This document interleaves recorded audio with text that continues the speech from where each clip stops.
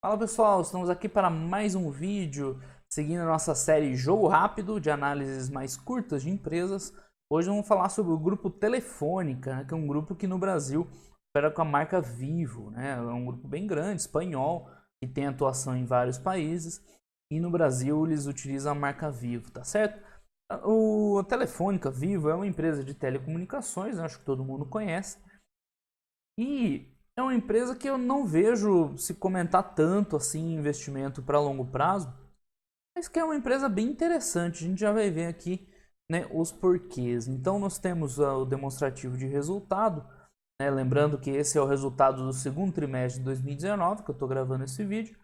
A gente já vê de cara que é uma empresa que tem um volume grande, né, gera quase 11 bi de receita num trimestre, 20 bi no semestre, fechar o ano com 40 bi de receita. Então é uma empresa bem grande, fatura muito e que tem margens operacionais bem interessantes, né? Aqui a gente vê a margem EBITDA de 40% aproximadamente. Ela está um pouquinho inflada aqui pelo efeito da norma contábil do IFRS 16, que está em atuação esse ano.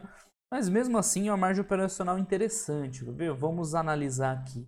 A gente tem uma receita de quase 11 bi, sendo 7 de telefonia móvel e 4 mais ou menos de telefonia fixa. Então, ou melhor, telefonia já está ultrapassado, que eu já mostro para vocês, né?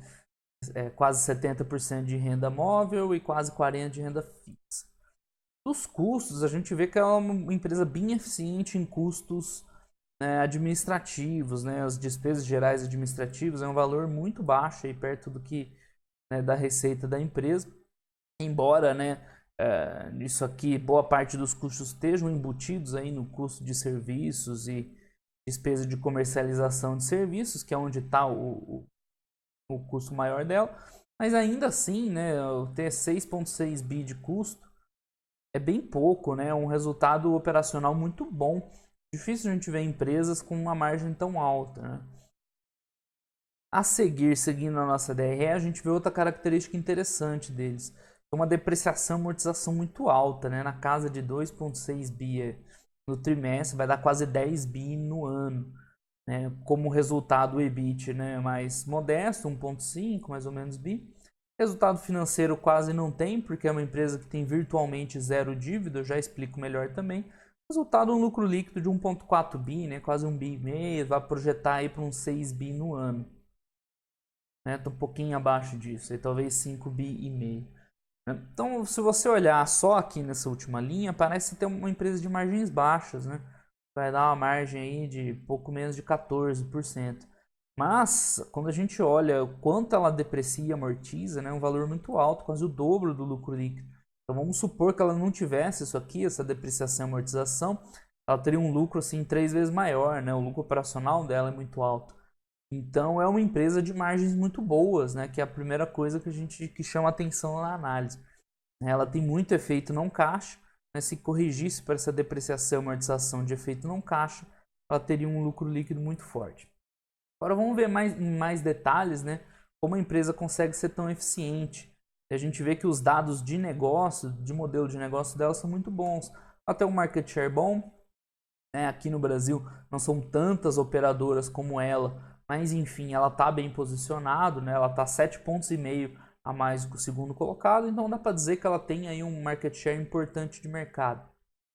Hoje a Vivo, acredito que as outras empresas também, elas estrategicamente estão focando em alguns pontos. Primeiro, onde tem aqui, para falar dos pós-pagos, né? Então a Vivo ela está trabalhando muito para migrar a base de clientes dela para pós-pago, de pré para pós, porque é onde ela consegue uma rentabilidade maior e aqui ela tem um market share ainda melhor, né, de 40%, significativo melhor. Ou seja, a base, né, de clientes dela é mais interessante que de outras empresas. Segundo ponto que eles têm investido muito recentemente, né, expandir cobertura 4G, 4G, 4.5G, porque a partir dessa cobertura maior, ela consegue oferecer um serviço também, um valor agregado mais interessante. Né? Então, estão expandindo a cobertura 4.5G. E por último, eu queria destacar esse FTTH, isso aqui é Fiber to the Home, ou seja, fibra, né? Basicamente, internet por fibra ótica, que é o novo serviço aí que tem, né, expandido bastante, ou crescendo 40% ao ano, onde ela consegue cobrar um valor mais interessante e agregar valor a outros serviços de IPTV, né, de telefonia por telefonia, televisão por internet, e ela consegue expandir e agregar valor aos serviços. Então notem que é um mercado que está em constante mudança, né? Migração de modelo, né? Aumento de cobertura, de fibra, de 4G, e isso implica em gasto com investimento. Então, por que já adiantando a resposta, mas eu acho que o grande motivo para uma telefônica da vida não ser considerada uma empresa, perdi aqui onde está, mas uma empresa assim boa para o longo prazo, é a necessidade de investimento. Os caras precisam investir muito, porque para você criar essa rede 4G e meio ou fibra, precisa de grana, precisa infraestrutura, instalar e tudo mais. Está aqui o que eu queria mostrar. Os investimentos, né? Se vocês olharem, 2,3 bi é quase o dobro do lucro líquido do trimestre. Então, é um modelo de negócio que necessita de investimento, porque a todo tempo você tem que expandir rede, tem que melhorar, apareceu 4G, apareceu fibra, então você está sempre o tempo inteiro investindo. Talvez seja esse um dos motivos que ela não é tão coberta, vamos dizer assim, tanto pelo mercado em geral, como aí para quem foca em análise por longo prazo. Porém, o que eu quero mostrar para vocês é que, mesmo ela necessitando de muito investimento, é uma empresa que ainda gera muito caixa. Então, aqueles efeitos lá, depreciação, amortização, eles são muito altos e acabam, mesmo por conta do CAPEX de melhora de rede, ainda sobra muito dinheiro, né? Então, a gente vê um fluxo de caixa ajustado, que eles chamam de atividade de negócio, ainda assim de 2,2 bi no trimestre, né? Seria bem maior que o lucro líquido, tirando um não recorrente pequeno, né? 2,1 bi, muito alto, né? Se você projetar para o ano, vai projetar um pouquinho mais aí que o lucro. Ou melhor, né? Uma quantidade razoável a mais que o lucro. Ou seja, mesmo ela precisando investir em rede e tudo mais, ela ainda gera muito dinheiro e sobra dinheiro para o acionista. Tanto é que ela paga dividendos regularmente, né? Uma quantidade até razoável de proventos. Porque por mais que ela necessite investir, ainda sobra dinheiro, porque a geração de caixa dela é muito, muito alta, muito forte. Ela tem muito efeito não caixa. Deixa eu mostrar aqui no balanço patrimonial. A gente vê que ela tem um ativo aí de 110 bi e ele, boa parte dele está aqui imobilizado em intangível. Então, claro que o ativo imobilizado é uma depreciação lá que ela precisa ser substituída, né? Você precisa atualizar as redes, as torres, fibra ótica, mas o intangível, ela tem muito intangível também, né? Que vem das compras, das fusões, e ela vai amortizando. E isso aqui tem efeito não caixa e é uma consequência. Como consequência, ela é uma geradora de caixa, mesmo com a necessidade grande de investimentos, né, todo ano, tá certo?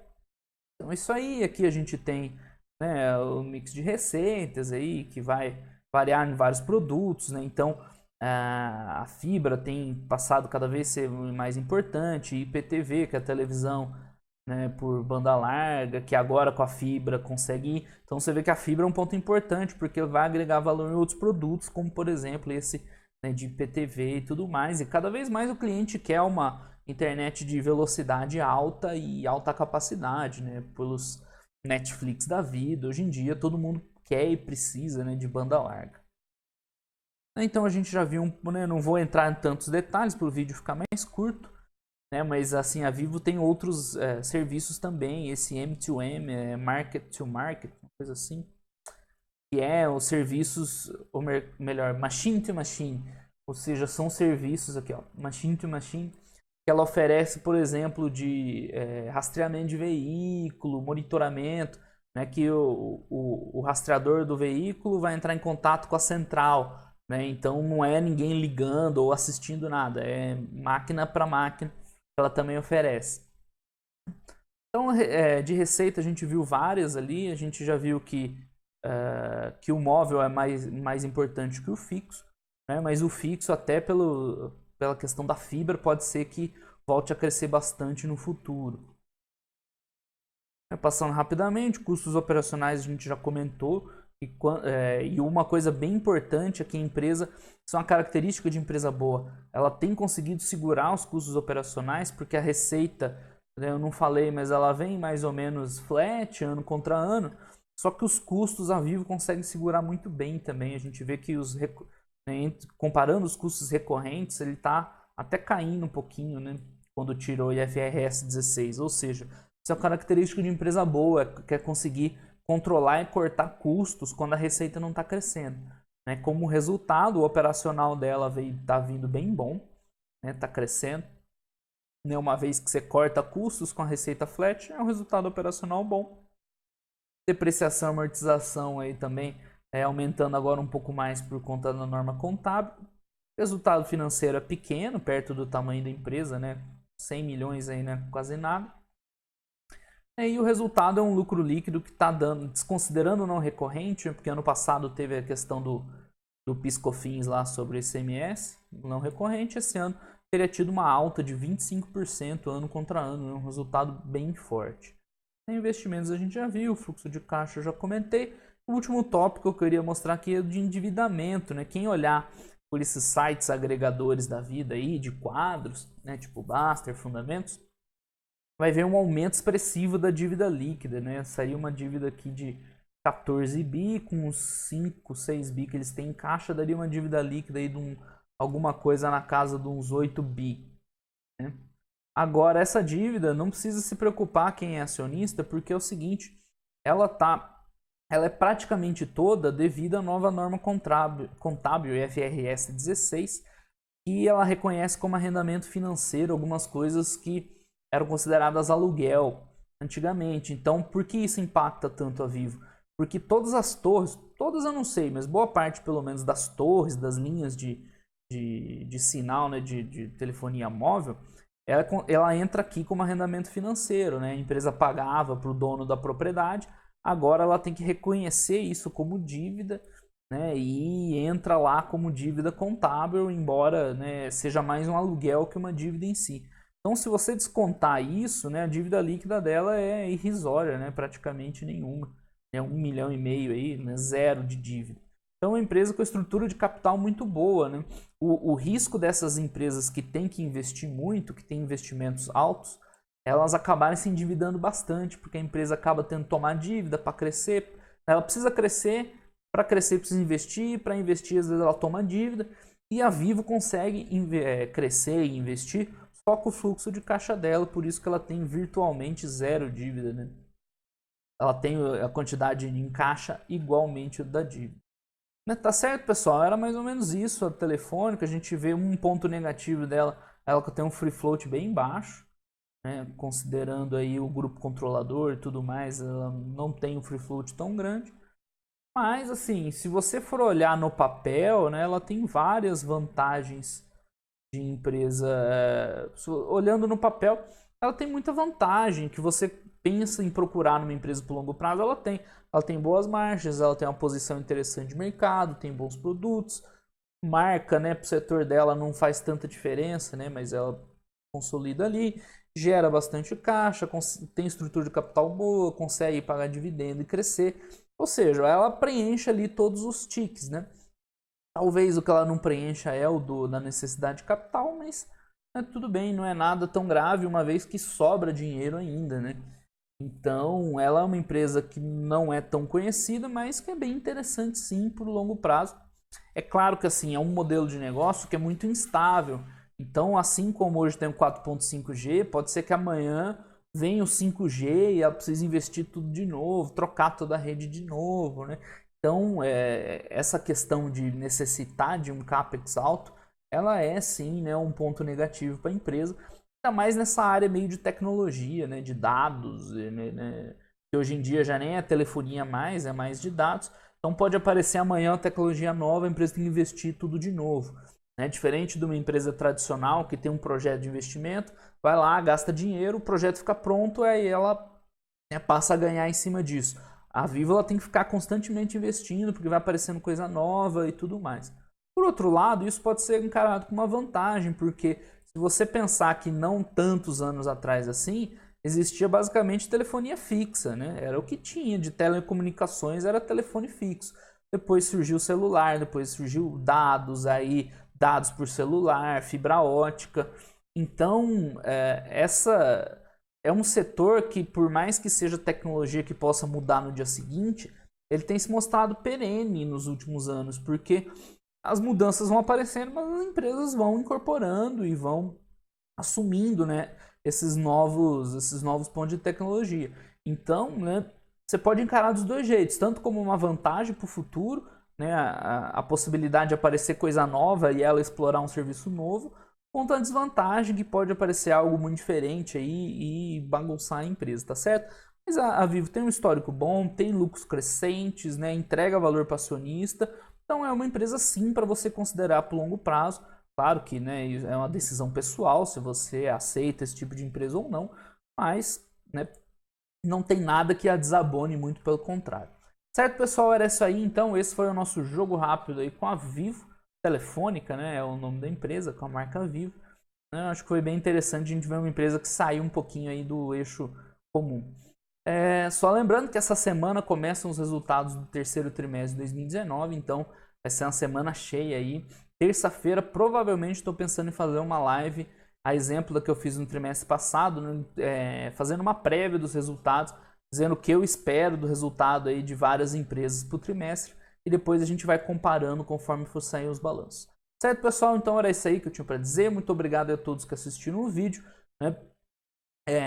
Assine aí o canal, ative as notificações para receber as notificações dos vídeos, né? Eu tenho tentado fazer mais vídeos aí recentemente, né, para a gente aproveitar juntos aí essa, né, a maior parte possível.